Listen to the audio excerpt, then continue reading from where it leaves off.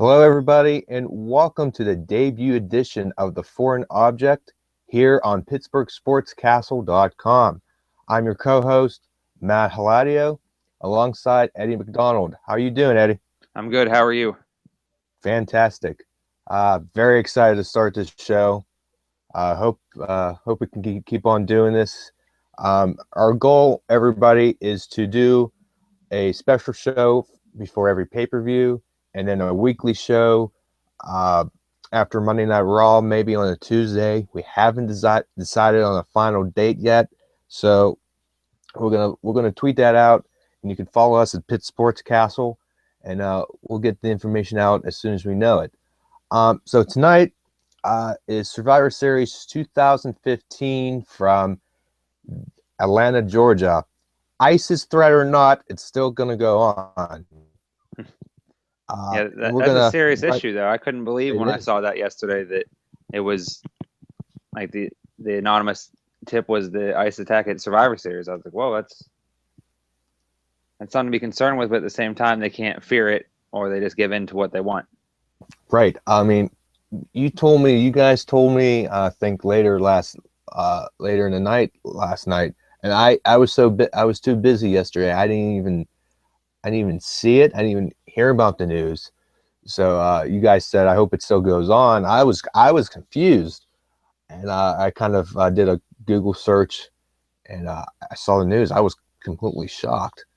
I mean, Yeah, I hope nothing like that happens, but I think they went about it the right way, saying the show's still going to go on right, regardless, and then they've taken the right measurements to make sure nothing happens and everyone's safe. correct. I mean, and some of the list of the other locations. I mean, it looked like Atlanta was the only one in the United States. Yeah, Everything one else was was at in. a Five Finger Death Punch concert in Milan. Someone said there was one maybe another part of France, I think, or I'm not sure where the other one was, but it does seem Yeah, like the only United States one, and hopefully it doesn't happen. right. Um, so let's run down the card real quick throughout the show. We're going to start out with Dolph Ziggler versus Tyler Breeze. Eddie, who do you think? What do you think about this match, and who do you think will win? I like the match that we finally get to see it instead of them just going back and forth attacking each other. Um, it's hard to tell who will win because Ziggler's always pushed and then stopped, and then Breeze is a startup. So I'd like to see Tyler Breeze get the win, and I think he does somehow via cheating or some array distraction, or uses the selfie stick to hit Dolph or something. But I think Tyler Breeze will win this, and the feud won't end. It'll end either next month at TLC or the following month at the Royal Rumble. Yeah, I agree with you. It kind of sucked that they put Tyler Breeze in the WWE Championship title tournament, and he lost because Right. obviously he's not going to win the championship right off the bat. So it kind of like deflated his push, and the tournament kind of messed up this feud because it was building, and then Seth Rollins goes down, and you have this tournament, so you can't really feud, if you will, build it up, and it kind of just did it again on SmackDown, I believe, which I didn't see, but Right.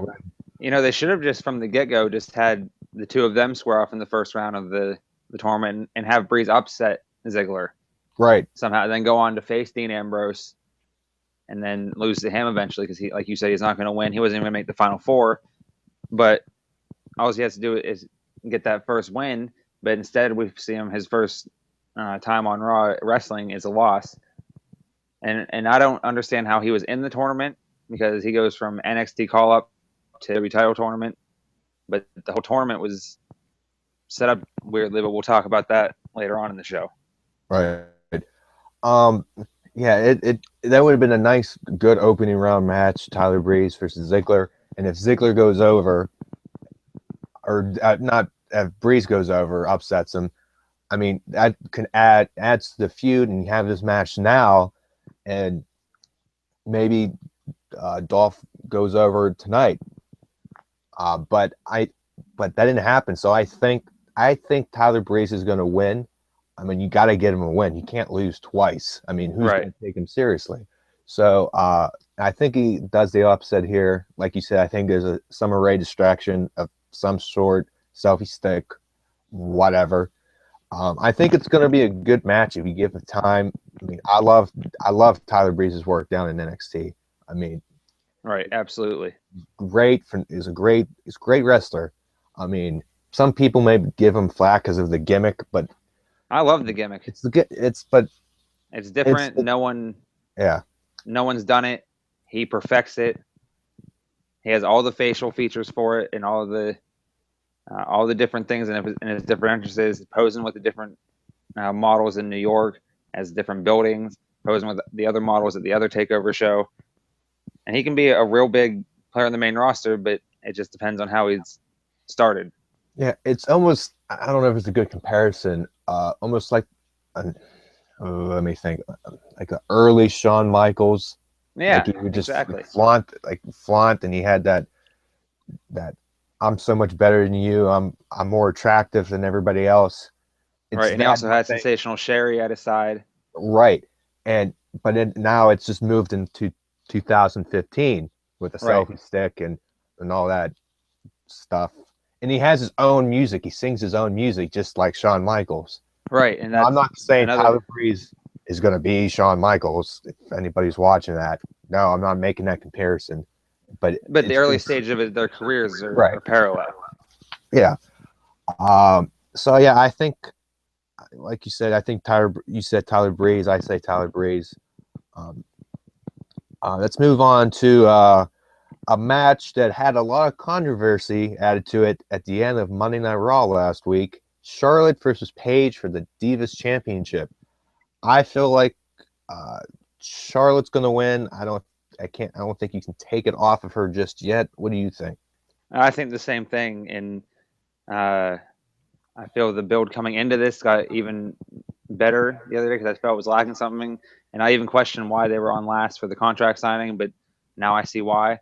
Yeah. And I had no problem with the comments that she made, but then again, that's not my family that went through that, so I don't know what it's like to go through that. But I like when that stuff is incorporated in storylines. It makes it feel real. It brings out all the emotion, and then it led to that great pull-apart brawl. But I had no problem with it, and now there's reports that they were blaming her for it, and she could have said no, and then she didn't. So I don't know what to actually make of that. Ric Flair is supposedly, had some sort of backstage heat because of his comments on his podcast where he was not informed, and he didn't like it. But then again, he went through that. He's still going through that, and me as a fan, I haven't gone through that, so I enjoyed that even more. Right, and I was on the. I used to be the Twitter guy on the NB show, and I still tweet during Monday Night Raw, and man, did we get everybody get in debate after that segment. I was putting on my opinions, and I was getting a lot back.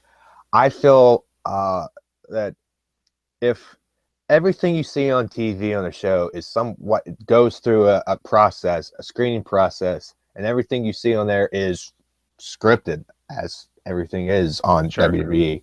So those parties involved had to be okay with it. And yes, does it touch that, almost get to that line, the cross? Yes, but in a way, it's entertainment. And both those parties, Paige and Charlotte's family, had to be okay with it. I can't imagine Charlotte agreeing to that, just saying stuff like that without talking to her dad and other family members. Yeah, I found that hard to believe that not even she informed Ric Flair, her father, of this. To say, hey, what do you think I should do? But that didn't happen. But everyone clamors for the Attitude Era to come back because the ratings suck and Vince doesn't know what he's doing anymore, and this, that, and the other. But then they get a dose of the Attitude Era, and they don't like it because it crosses a line that not even every fan is going to know, because, I mean, some parents are going to have to explain that to their kids of what they're referencing, and others are going to look it up themselves. But other than that, the majority of the audience isn't going to know the circumstances behind why that was such a controversial segment and comment to make. Right.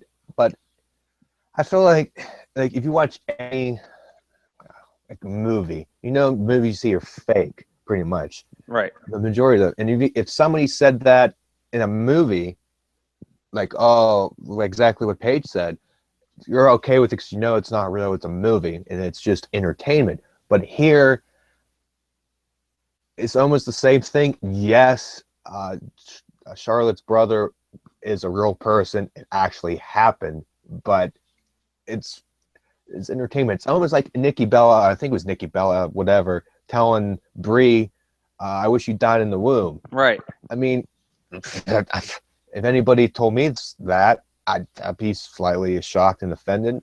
Correct. But it's the Bellas, nobody cares. Yeah, but no one batted an eye when that was said. Yeah.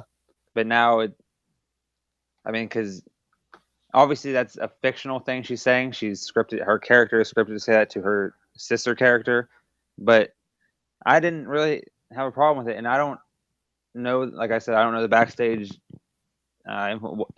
whose idea it was, who okayed it, who didn't okay it, anything like that. But it just adds that realness to it that they're looking for. Yes, it's entertainment, but at the same time, there's a whole bunch of other things outside of like just the tapings and everything of what happened. So there's real life things that they can incorporate. It's like when Shawn Michaels brought up Sonny in him and Bret Hart's feud back in the 90s. Right. Now, Bret Hart was obviously not happy about that, and he didn't even know about that, which is different. And so I feel that not only was Charlotte having a hard time with this because that's something that's close to her and everything, but I'm sure Paige had an equal amount of hard time saying that to her because, as we say in the show, they're enemies, but outside the show, they are friends and whatnot, and have been. So she wouldn't just come out and say that. So I'm sure that was difficult on her, and you can see that both of them. It was difficult, but it added to the emotion of the segment. Right. And going back to like the attitude thing, people, like you said, people wanted edgy content. Everybody says, "Oh, this PG stuff is crap," but we get that edginess, and it's like, "Oh no," I get offended. And like the society we're in, everybody gets offended too easily. Yeah, over anything. I mean, last week, the week before, people were in uproar that a Starbucks cup was red. Yeah.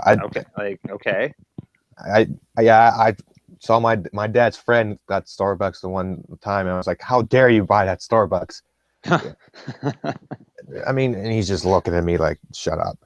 It's a joke. I mean, it's just some of the stuff. Like Undertaker hung Big Boss Man from the Hell in a Cell. He did. Yeah, even though people say that match was crap, he hung. Somebody was hanging. Speaking of the Big Boss Man, he went to the Big Show's dad's funeral. Yeah. Even though, and he carried the casket away, dragged the casket away in a pickup truck. With the Big Show on top of the casket, then rolling off. I watched it. I find it in a way funny, even though because it's fake. Right. I don't know if fake's the right word, but yeah, okay, scripted. Well, it's entertainment. We'll say that. It's entertainment. So, I feel like again, Charlotte, I think will win. I'm with you on that. I think it's too early for her to lose that. Right. I mean, I can see him giving Paige the title. But I just feel like Charlotte needs to. I could see him doing it, but I feel like Charlotte needs to win to avenge what Paige said. Right, and faces have to win. I'm fine with Paige winning it, just not tonight, not this soon. Maybe next month, the month after. Maybe even they do some sort of triple threat or fatal four-way at Mania involving these two for that. But I'm hoping they set up Charlotte versus Sasha Banks going into WrestleMania. But we'll wait and see on that. But it's too early for her to lose the title. So I think she's going to retain, and I think this feud's going to continue. It's either going to be them one-on-one, or there's going to be a third person added to it, which could be that Sasha Banks. Right, and I kind of hope it continues because we actually have a good storyline invested. And to add one more thing before we move on, everybody was complaining all the Divas division in this Revolution is not working. Right. And everybody wants to see the Divas get pushed more. So we get this main event segment, and we get this edgy content that I was invested in after. I want to see him fight now. Me too. I'm right there with you. Right. And we get this, yet still people complain. Yeah, And exactly. it's, There's always going to be people that complain regardless of anything. Yeah. So they want the Attitude Era, but then when they get it, they don't want it, and they don't want Cena to keep wrestling. Yet they still go chant one way or another for him, and at the end of the match, most of them are clapping that were booing beforehand. So it's going to be a never-ending thing. That it is what it is. And yeah. So if you want to get the Divas to get better, this is a step in the right direction. right, they actually have something to fight for. They're fighting for the title. They're making it personal, and it's not just about 3 versus 3 versus 3, in which 3 are the best this week and which 3 are the best next week. Yeah, I mean, I keep thinking of points, examples here. CM Punk and The Undertaker, they used Paul Bearer. Right, that's he another. Just died. I mean, Paul Heyman dressed up as him, so he did. He did indeed. Nobody was. I don't think anybody was complaining back then. But not as many as what we're talking about this subject. Okay. So, let's move on from that because we can go on and on about edgy content. Right. WWE. Let's go on to the WWE title tournament. We got the semifinals. We have Dean Ambrose versus Kevin Owens and Roman Reigns versus Alberto Del Rio. I feel like it's going to be Dean Ambrose versus Roman Reigns in the finals. I think the best match out of the 2 semifinals is going to be Ambrose and Kevin Owens. And I say that because Del Rio's last match on Monday night against Kalisto was shaky at best. I mean, Roman Reigns is a good worker, but I just feel like Ambrose and Kevin Owens are going to have mesh well together, and Owens is just phenomenal. So who do you think is going to win those matches, and who do you think is going to win? Okay, so I wish it wasn't so predictable. I wish they would have done something to mix this all up and not have guys like Kalisto in it. And I did not want to see Tyler Breeze in it or Titus O'Neil in it. But that's already done and over with. So there's no way Roman Reigns loses to Alberto Del Rio. There's no way that's happening. Right. But I think Del Rio is going to be a decent opponent for Reigns because he's a little bit bigger. Yeah. He's quick. He's very agile. He can do a bunch of different things and showcase Roman Reigns. It won't be anything like the match that Cesaro and Reigns had this past Monday, but it'll be a nice, entertaining, athletic match that will get the best out of Reigns, march him forward to the championship match, and then go from there. And then his opponent, I would absolutely love for it to be Kevin Owens joining the Authority and being the new man and coming out and be like, well, Roman, you didn't want to sell out. Oh, I did. It got me more money for my family and this, that. I'm the champion, and I'm also the Intercontinental champion, so that's even more money for me to support my family. But I don't think it's going to go like that. I would love for it to be like that, like I said, but I think Ambrose goes on, and one of them's turning heel. Yeah, absolutely. You can make a case for either of them too, because with Roman Reigns, it's just like The Rock in '98. They tried getting him to do that, didn't, and then at the end, The Rock won the title and joined the corporation. This time, that's the same thing with Roman Reigns. He's saying, no, I don't want that. I work for everything. And then at the end, just swerve everyone. And then that gets him natural heat, and then everyone can boo him for the right reasons and not just booing him because they're not happy that he's getting pushed. Right. And then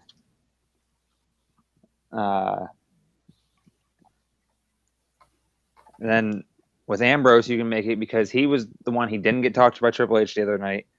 He had that promo after his match saying that he's not going to be no suit and tie wearing guy. He's going to do this, that, and the other. So I think you can make a case for him to do it. But I think at the end, it's going to be Reigns turning heel so they can finally do that. I would love for it to be Owens because he's the best natural heel after Rollins since his injury. But I don't think they're going to do anything to surprise us like that. So I think it's going to be Reigns over Ambrose. Right. I think you need a heel turn. You have to. Somebody is. You need to make a face and a bigger face and a bigger heel out of this. And Kevin Owens is already that heel, and it won't be as surprising if Owens joins the Authority. And and Dean Ambrose has a good chance to turn heel because you said Triple H went to everybody else to try to talk them into it. Not just the Hills, he went to Cesaro, but we didn't see a backstage segment with Ambrose. Right. And then you got Reigns again. We got Reigns saying he doesn't want to join. It could be just like The Rock. So you have two possibilities, and that's good because it's not obvious who's going to turn. We're having this debate for a reason because we just don't know. Right. I'm actually excited because there's different ways they can go. Like we said, Kevin Owens can join the Authority and turn heel and get the championship. Dean Ambrose could. Reigns could. I don't see Del Rio. I mean, it's obviously possible since he's in the match, and could. But like I said, I don't think there's any way of him beating Roman Reigns. He's the least likely of the four to win the championship. And then if they turn Reigns heel against Ambrose, then it will not only make Reigns a heel, like a mega heel, it will make Dean Ambrose more sympathetic from the crowd because that's the second member of his Shield trio that turned their back on him and sold out to the Authority. So he's going to be in that new. He's not going to be Stone Cold Steve Austin, but he's going to be in that role where it's going to be him versus the Authority going forward. But instead of fighting Vince McMahon or Triple H in this instance, he's going to be fighting Roman Reigns. Right. And I think you can't lose when Dean Ambrose comes out, his music hits, you hear the crowd. The crowd gets excited. They're behind him. And on the Roman Reigns' side, you have boos and cheers. You have that John Cena kind of feel to him. Right. The kids and the women like him, but the guys hate him because he's getting pushed and nobody else is. Yeah, their favorite isn't getting pushed, and he is. Right. So you turn him heel, you get the boos, maybe even some cheers now from the guys because maybe they'll like him now. Right. But you get that. But he'll probably be that heel that everybody's going to hate because he'll be that obnoxious.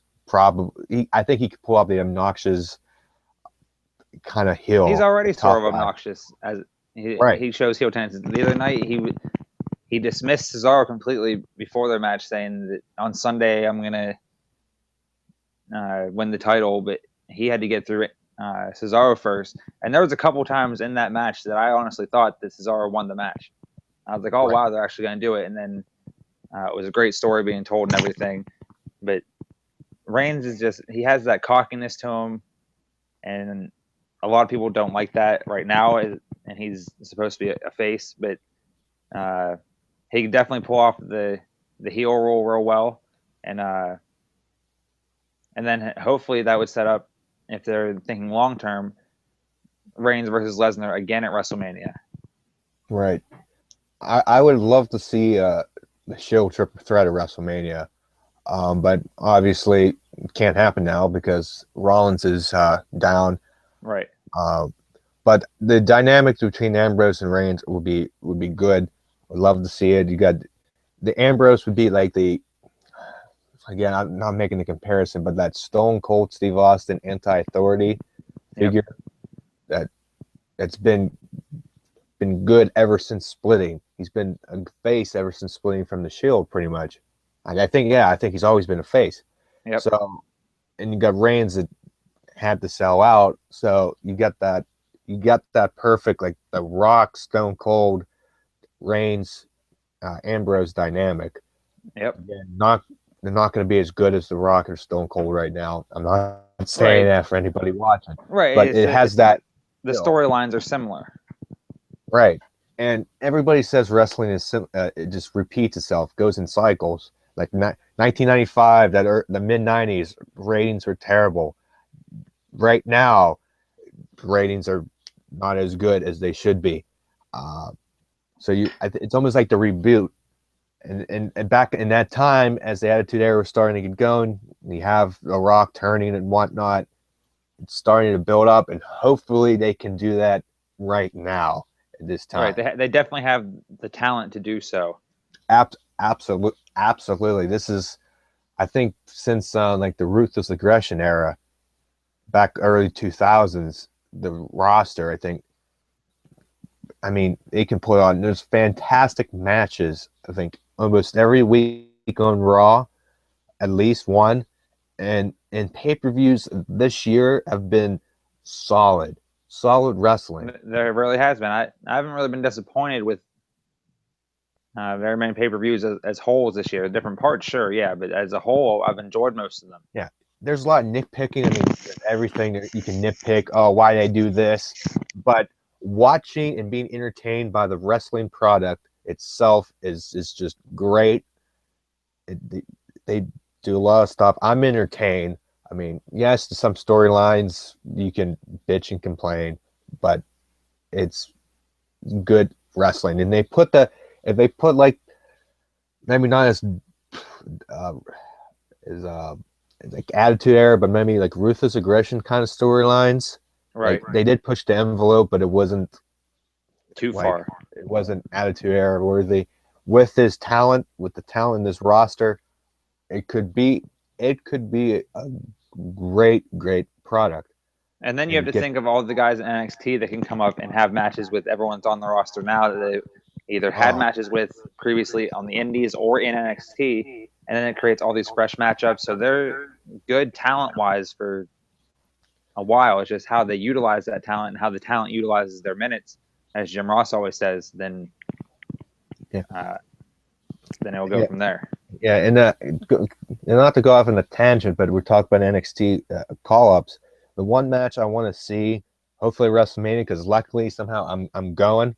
That's awesome. And I got tickets. Me and my friend are going. We've been wanting to do this, so I'm lucky. I don't know how I'm going to afford I don't know how I'm affording it, but I'm going. Hey, that doesn't matter. Go to WrestleMania and ask questions later. Right. But the one match I want to see, and hopefully for the Intercontinental Championship, is maybe Owens versus Sami Zayn when he comes back. I would like that as well. I don't want Sami Zayn to go. If he does go back to NXT, I want him to come to the main roster first and try and get revenge on Owens. Right. I felt like a perfect time to bring him back to the Rumble. And that would be a great time. Yeah, I've been discussing it with other friends of mine. You have Owens in there, and then Sami Zayn comes back, costs him, eliminates him. So you have that feud. You build that up right the night after. The storyline, they can continue where they left off in NXT because that was so personal. They made it personal, and you lead up that the storytelling leading up to WrestleMania would be fantastic, and the match would be it would seal the show probably. It would have to. It would be up there, depending on the rest of the card, but it would definitely be up there for top 2 matches of the night. By far. I mean, they can have a lot of good matches this year, but that one would be I think you would remember that for a good while. Right. In my opinion. Let's move on. I think some sites have been reporting that, I don't know if WWE has said there will be, but there'll be a possible traditional Survivor Series match, but none of the people in it have been announced. I've seen on WrestleZone.com it's been TBA versus TBA. Right. Who do you think, we were discussing this before the show, who do you think is in the match? I'm going to say the New Day is definitely on the heel side of things. And they're probably going to team with Sheamus and Barrett, or maybe the Ascension, since they were just on Raw against the Dudleys. And on the other side would be the Dudleys, the Usos, and probably Ryback. Yeah, I think Ryback has to be in it. I think you have the Ryback, Usos, at least. So that's 3. Oh man, I'm trying to think. I really don't know. Maybe Neville's a possibility. Yeah. Neville, because he's kind of, I don't know what he's doing right now. I'm sure he'll wrestle someone on the pre-show and. Right. I don't even know. Is there even a pre-show match? That's the problem. I don't think so. Right. That traditional Survivor Series match could be a pre-show match, and it's gonna. I have a feeling it's gonna be. I mean, you got to do something unless they just have a talking segment, or I don't know what they're gonna do. But I think on the heel side you have New Day. It's at least three. Probably Sheamus, Ford, Wade Barrett. Man, I'm trying to think from last Monday night who was all involved. Like I said, the Ascension faced the Dudley Boys. Yeah, I think that was just one offshoot.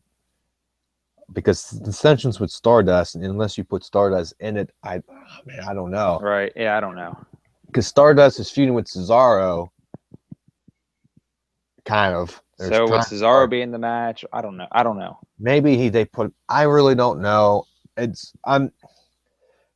How many years now do they just throw stuff together, a traditional Survivor Series match together, and it means nothing? Yeah, they've wanted the Survivor Series. If you remember a few years ago, Vince McMahon said he wanted to get rid of it. Which I don't understand why. Because the format of the Survivor Series tournament, or not tournament, but matches, they just don't have their luster that they once used to. Because back in like the early stages of Survivor Series, you'd have Hulk Hogan team with guys you never thought he'd team with. Not that he wouldn't, but taking out a bunch of bad guys at the same time, it just doesn't have that luster. There have been people talking. They said they'd rather have the Survivor Series end up being a tournament every year. So that tournament could be. It's not necessarily going to be for the title because hopefully they don't be in this situation again. They can have a tournament for the number one contendership that culminates at Survivor Series, or it leads up to the match at Survivor Series. Right. Or they have to pull the semifinals would be that night and the finals of the tournament, and then maybe they had to wrestle a third match for the title. Right. Because they threw away the King of the Ring. That meant nothing.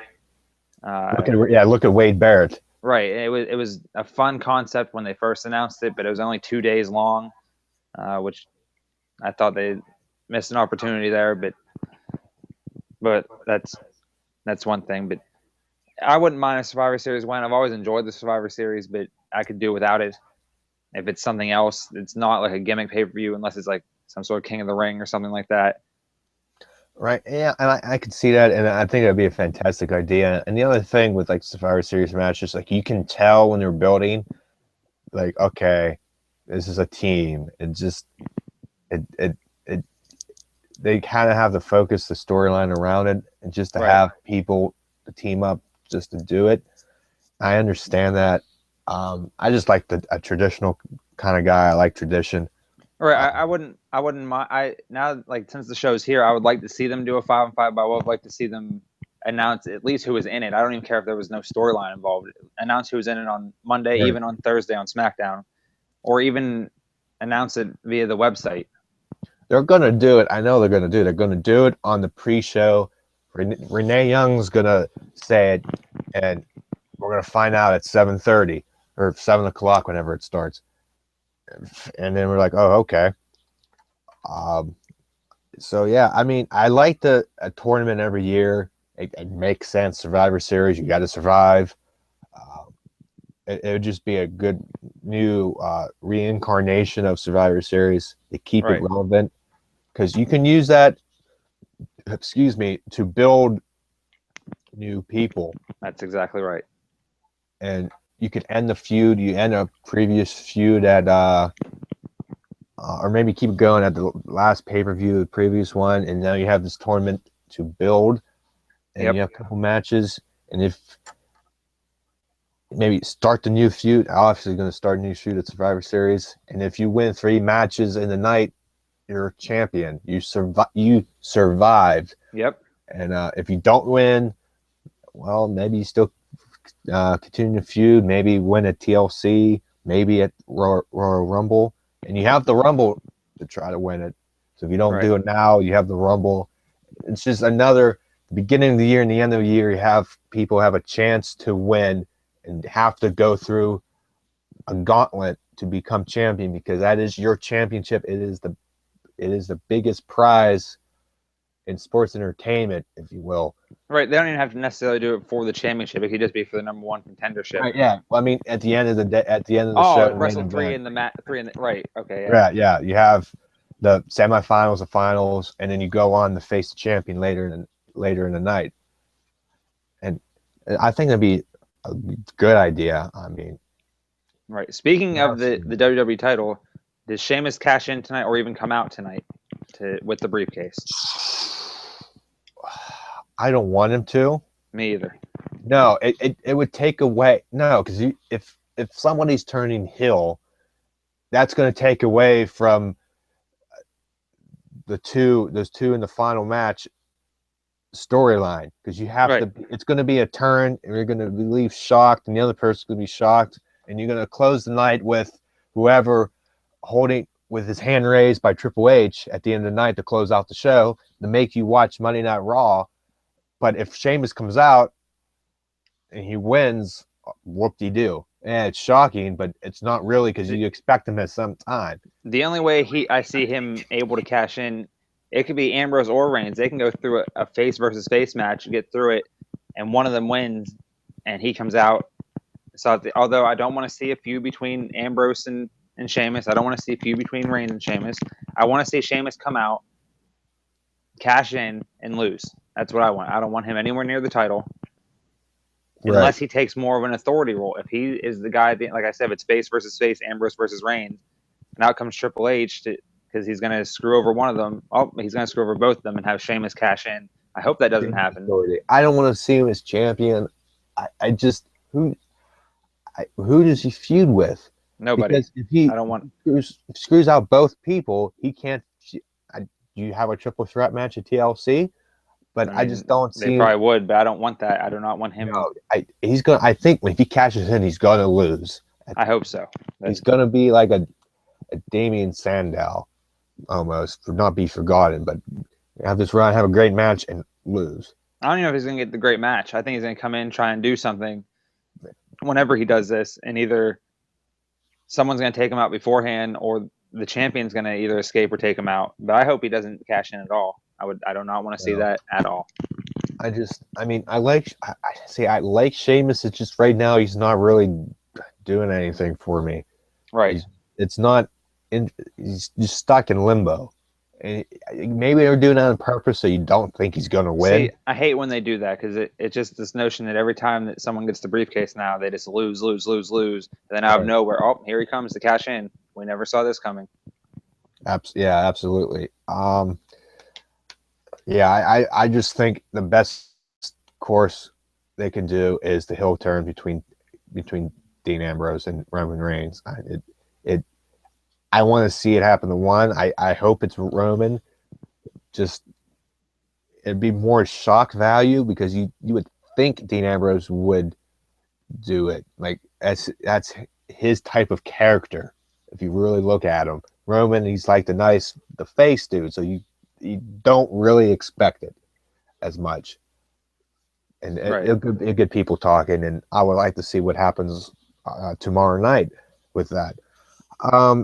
Let's move on to the really the main event in my mind in the evening, and I got his shirt on, one of his old shirts. Undertaker and Kane versus the Wyatt family, at least two members. This is the 25th anniversary of the Undertaker debuting at Survivor Series, and what are your thoughts on this match? Who do you think is going to win? I would love for it to be the Wyatts. I want Bray Wyatt to get a signature win. It's going to be him and Strowman versus the two brothers. Although I don't know if it's going to stay that way.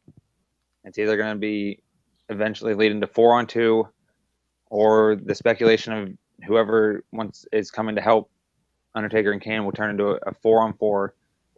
But I just can't see them having Taker lose 2 consecutive pay-per-views, although I would love for him to. But I just don't see them having him lose 2 consecutive pay-per-views, and especially on the 25th anniversary of his debut. So if I was betting on Wrestle Rumble, which you can do, I would bet on Taker and Kane. But if I was just making predictions, just with no money on the line, I'd say the Wyatt family, because that's a perfect time to get heat on them, get heat and momentum back, especially for Bray Wyatt, who loses every single feud he is in. He lost to Cena, he lost to Taker, he lost to Reigns. So I don't want to see that. I want to see him win, but I just think it's going to be Kane and the Undertaker, and I hope they don't have Undertaker lose due to Kane costing him the match. Right. I don't think I do not want to see that set up for WrestleMania 32. I want to see The Undertaker versus John Cena, but that's a different discussion. But I do not want it to be set up Kane versus The Undertaker again for one final time. I do not want to see that. I think the Wyatts should go over, and Bray needs to be in the match. If it's staying 2-on-2, Bray needs to be in the match. I think it's him and Strowman that they have announced. Yeah. Because if he's not in the match and the Wyatts win, what's that do for Bray? Nothing. Right, nothing. Absolutely nothing. So I bet like the Undertaker and Kane, they've been booked so strong in this thing lately in the last couple of weeks. Yes, the Wyatts took them away, but yeah, they missed a huge opportunity with that because a week later they come out and just beat all four of them in 90 seconds, 2 minutes, whatever it was. And then last week they beat up on the Druids with the sheet mask, which I think was personally I like that. I like that little thing, that sight. Thought that was pretty cool. But they beat on the Druids that were attacking them. They beat those Druids were like half their size. Right, but so I like the overall aspect of it, but they couldn't have been bigger guys, or I would have liked to see them all be big guys and have them be some of them be the Wyatt family, right? Or at least Bray Wyatt. I'm just saying. Here comes the three giants on the stage, and then go in the ring, and Bray Wyatt attacks. Yeah, I know they were small guys, but I'm just saying, the point was they're attacking them. Bray Wyatt is using their creatures, if you will, to attack them. And yeah, they got small maybe because they wanted to get that big choke slam, like Undertaker got on the little guy. Yeah, he was up there. Jeez, he was definitely up there. Oh my God. It's like I felt bad hurt me. Yeah, I mean, I did that maybe to do that just to do that, but they've been booked strong. So if Undertaker and Kane win, okay, then what's the hell with the Wyatts? I mean, they build them up. Just their plans go down the tubes in 2 weeks in a row, and then at the pay-per-view they lose. Right. I think they gotta win. If Undertaker, everybody says Undertaker is just smart in wrestling. He likes to patch his torch and move on. I mean, he's not obviously not getting any younger. I don't think it could be in that time that the wins and losses don't really matter to him. He could lose every match from here on out until he's retired, and it's not going to change the Undertaker at all. I mean, he still won 21 consecutive matches at WrestleMania, something that will never be done. Right. He lost to Brock Lesnar, and it's kind of Vince's decision, but Undertaker went with it. Like, he's okay. After a while, he put up a little bit of a fight, but after that, he sees the greater good. I mean, he's not going to be. He's still a legend. He's Hall of Famer, no matter what. I mean, if he loses, if somebody's upset that he loses, I'm sorry, they're just. Like I said, he could lose every single match from now until the time he actually retires, and it's not going to change the Undertaker. He's still been the greatest character of all time in wrestling history because he's been that character from start to finish with a little bit in the middle of the American Badass. Right. But he's the Undertaker. He could lose every match. And I don't care if he loses every match. I don't need to see him win anymore. I've seen him win plenty of times. I've seen him win 21 WrestleManias. So I can see. I just want Bray Wyatt to go over and start getting the push that a lot of fans think he should get. And he's the new Undertaker per se. That supernatural kind of person, that creepy guy, and if he beats the Brothers of Destruction. That should be a defining moment on Survivor Series 25 years after the Undertaker debuted. I mean, Undertaker doesn't need again, like we've been saying, Undertaker doesn't need to win this. Kane doesn't need to win this. Nope. If somebody's upset that it's the 25th anniversary and you ruin Undertaker's thing, it's being in the business 25 years and still being just respected and is being fresh and everybody just wants to see you is an accomplishment. If he lost 25 on tonight, I mean, he's not going to lose sleep at night. He's trying to help make a star because he's not going to be here much longer. If probably WrestleMania might be his last match, maybe, and we think, but we don't know. Who knows with that? But he doesn't need to win. Yeah. How many years we think he wasn't going to wrestle because he's too hurt and too old, but he's still here. It's WrestleMania 32. Ever since his the second match with Shawn Michaels that retired Michaels. Right. Everyone's been questioning, is he coming back? And he's come back for 2 Triple H matches at Mania, the CM Punk match, the Undertaker match, and then the Reigns match. And he's put on not the Reigns match, the Bray Wyatt match. Yeah. And he's put on decent matches. Maybe with the exception of the Lesnar one because he was concussed, and I mean, who's going to fight well when you're like don't know where the hell you are, and Correct. he collapsed after he went to the hospital. So like he's still putting on decent matches. There's one with Brock Lesnar. It's Brock Lesnar, Hell in a Cell, at the pay-per-view. Yeah, it was a great match. It was a great Hell in a Cell match. It was very physical, and he put up a good fight. And it's Brock Lesnar. I mean, anybody going with Brock Lesnar, Lesnar's gonna freaking kill you. Right. So, and they're like the last 2 matches were okay. The one when the crappy finish. The SummerSlam match I was entertained by it. Yeah, it was both those matches were 100% better than the WrestleMania one for, like I said, because he was concussed. And who's going to have it? Was a crappy match to begin with, but the shock value is what you got to remember. So yeah, he's good. He's going to put on. He still can wrestle, but he's not going to be here for a while. No.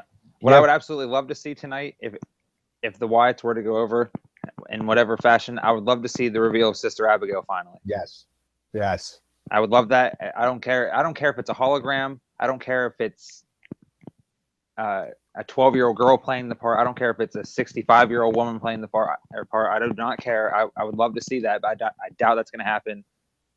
But that would be a great thing to pull off. And like, what is that? And it ends up being Sister Abigail. And like the Undertaker had Paul Bearer in the urn, Bray Wyatt will have Sister Abigail. You can make it like, let's say, like the little girl, like maybe on the stage or somewhere, and just have the light in the way that it looks like a spirit or whatever. Right. Here in the ring, a spirit. She doesn't have to actually be with them week to week. It's just there. Yep. It's just distracting. Boom. Bray Wyatt hits the Sister Abigail on Undertaker, pins him 1, 2, 3. He wins. Boom. That's a career defining moment for Bray Wyatt.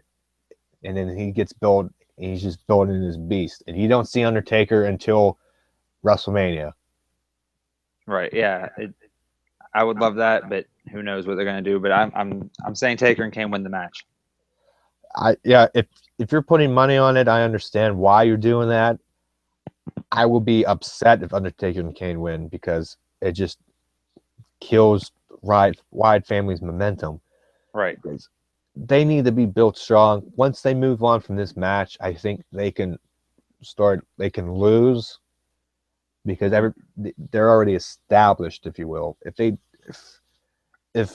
lose Undertaker and Kane, you're going to hear the same thing. I keep hearing it on Twitter. Well, they're just going to lose. They build them up just to be crushed again, and then they try to build them up, but you know they're going to lose eventually. Right. And yes, Wrestling 101 says heels lose. They eventually lose. They get the upper hand, and then the faces come and beat them. I hate that, by the way. But in this case, I hate that, by the way. I hate that's how it always has been. Wow. Well, it's always a good guy and bad guy. Right, and then the good guy always prevails in the end. 9 times out of 10. At the far end, I mean, you can go back and forth. The heel could win in the beginning. Right. Go back and forth, but I think ultimately, good guys, just in any medium, any movies, whatever, good guy ends up winning. You're right. But in this case, you have to have the bad guys win to build the bad guys for the future. Yep. Because nobody's going to take them seriously. So that's my opinion. If I had money on it, I'd be okay putting money on the Wyatts, just because I just think it's too predictable that Undertaker and Kane are going to win. Just because it's 25, because they keep saying 25 years, blah blah blah blah blah, and for them to lose, you're going to talk about it. The WWE themselves are going to talk about it in the storyline way. So I think it's going to be good for them. So, okay, we run down the Survivor Series matches. I think it should be a solid show. I think every match should be above average. I'm I actually think, excited for the show. I mean, yeah, the leading up to it could have been a little bit better, but I'm excited for it. I'm real excited for the Charlotte and Paige match, especially after that angle on Monday. I'm yeah, excited to see which way they can go. They can go numerous different ways for the WWE title tournament and how that ends and how they get to that ending. Taker and Kane versus the Wyatts, I'm not real excited for unless it becomes 4-on-2 or somehow 4-on-4 yeah. or the Wyatts going over. But Yeah, other I than think that, they killed the momentum they had with Undertaker and Kane taking out the Wyatts over in New England, United Kingdom. right. But I don't want to say I'm not interested in the match.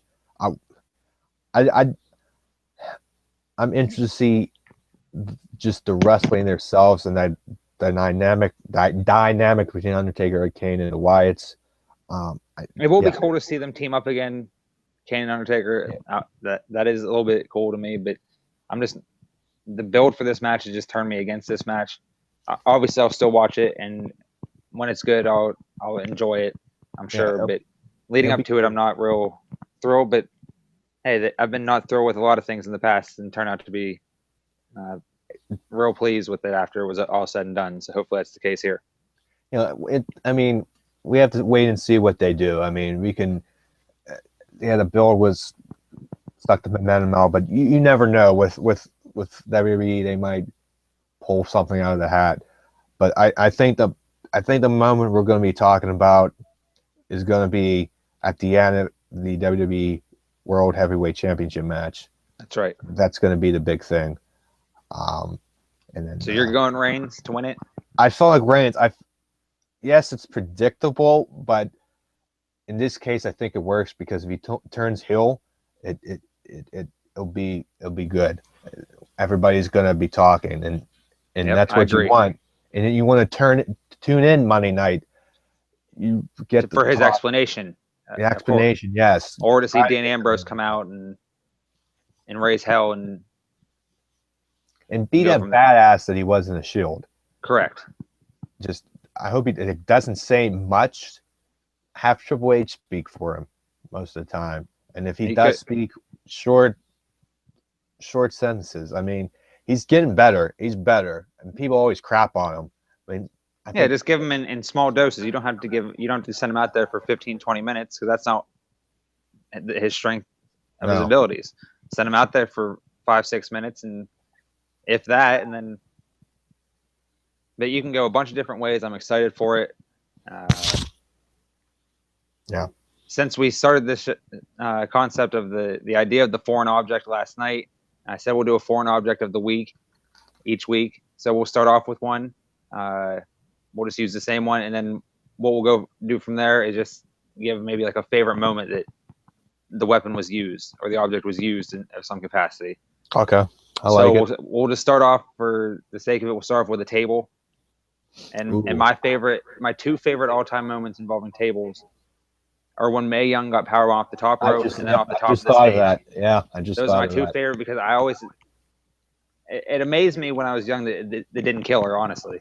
Right. How she survived. She was willing. After. She wanted that. She loved it. She suggested it. And so, what's your favorite table spot or memorable table spot?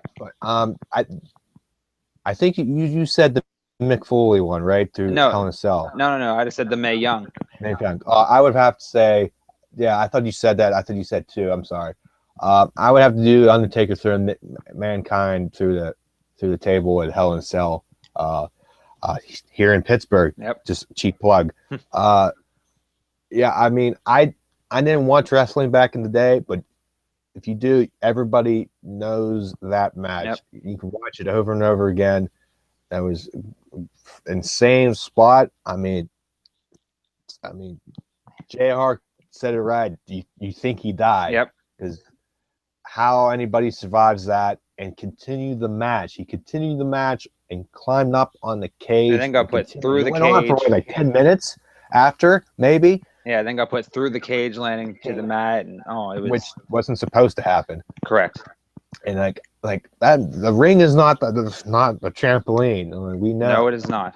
And falling from that high onto the thing, jeez, I can't even imagine the pain. But then to continue after that, getting choke slammed on thumbtacks. I mean, those are real things. I mean, they're actually going in the. I mean, that's I don't even know. He's nuts. But that's probably my favorite, the top one off the top of my head. Right. I mean, there's probably more, but I would have to go with that. And those, I think yours is, I mean, another, not iconic, but you see it everywhere. It just, you power bombing an old lady from the stage. Yeah, 90-year-old woman. Table. Yeah. Off a stage. She was fine. I mean, that was her idea. It's crazy. I loved it. I like that. I like the segment. I like that idea you came up with. Thanks. I'm looking forward to it every week. I gotta do my research now. Some of them are gonna be random foreign objects that they might have only been used like one time, and it might be a concept of if one of us comes up with that, the other one has to think of how that was used or something like that. You're gonna get me on some of them. I have to think. It's gonna be hard for me to think of all these objects and matches that stand out to me. Right. But yeah, I like that segment. I think we got final thoughts. Any other thing before we end our first show? No, you can follow me on Twitter at KingEdward15. I talk a lot about wrestling, sports a lot actually. So you can check me out there, and hopefully continue to come back and watch the show. Yes. You can follow me. You can see on my how am I doing this here? Lower third here. Follow me on Twitter at mhaladio92, and follow Pitt Sports Castle at Pitt Sports Castle on Twitter. Subscribe to our YouTube channel so you don't miss our show, and there's going to be other shows from Pitt Sports Castle that come up hopefully very soon. Follow me on a little side plug on the NB Show Twitter account. I tweet during that on Monday during Raw and pay-per-view, so I'll be on the night. Follow them there. Again, follow me, follow Eddie, and hopefully we have another show this week, a weekly show after Monday Night Raw, maybe Tuesday. Kind of had to figure that out, and we'll let you guys know. Share this video on YouTube. Tell your friends about us. We greatly appreciate it. We're just two wrestling fans making the most of technology and wanting to get our opinions and voices heard of. Right. Yeah. We want to hear from you. Wrestling world. And hopefully you can tweet us, tweet our account or Pitt Sports Castle. We're going to read them on the air. We didn't get anything right now today, but hopefully soon, next couple of shows, we get more interactions and start a good thing. And quick side note, our other co-host, is it Jason? I believe so. McDermott had a little personal issue, so he couldn't be with us. And Joey, I think Joey, the creator of the Pittsburgh Sports Castle, couldn't make it either. He wanted to join us, so maybe one time we get all four of us together and have a really a good conversation about wrestling. I'm down. Yes, I can't wait. So thank you everybody for watching us live or watching us later on YouTube. Again, share this video. Share it with your friends. Tell them about us, and we'll see you hopefully later this week. I enjoy Survivor Series tonight.